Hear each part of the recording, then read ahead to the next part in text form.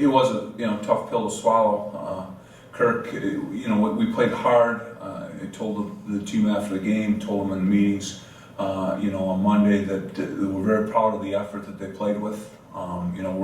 We're playing for a lot of pride right now, playing for the the university, playing for each other, those type of things. There's not a lot of big goals out there, and it's tough for this football team because in the last 3, 4, 5 years, we've gone into November playing for some some grand things.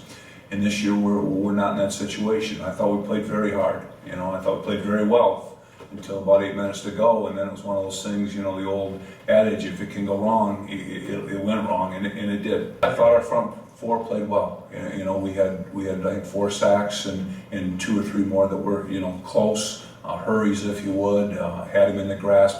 He's a great quarterback, and he's phenomenal at getting out of pressure. But we pinned him, and all 3 ends that played, Garrett Ross and Cody Goldsworth and Evan Mayer, all had good afternoons for us, kind of trying to keep him, I don't want to say stop, but contain him. Marvin Wright gets better every week. We're played two true freshmen, kind of not side by side, but over on the boundary side with Marvin and Travis Tidwell, and both those young people have progressed, week by week, gotten better by better, with what we think is going to be a real bright future for both of them. They're a good, solid football team. You sound like a broken record, but week in, week out, in this league, anybody can beat anybody. You look at what they've done, and they almost doubled up Saginaw in yardage, lost in overtime. Actually got off the field, but a penalty brought it back on. Gave Ferris an extra play, if you would, and they went down, scored on the last play of the game to beat them.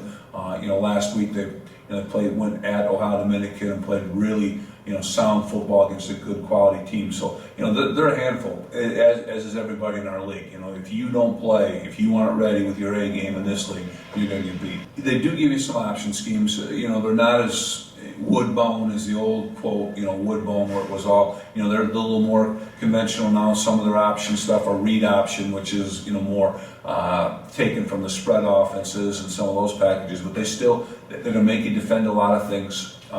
You people have to be assignment conscious. Always when you play somebody that'll run the option, you have to make sure that everybody's got an assignment to take one of the parts of the option away from them. And defensively, they will run a defensive package that's very similar to ourselves.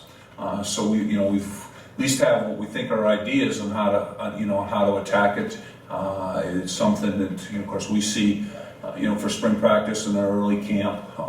Very active. The middle linebacker, I think, is right up there leading, or in the top 2 or 3, if not leading the league in tackles.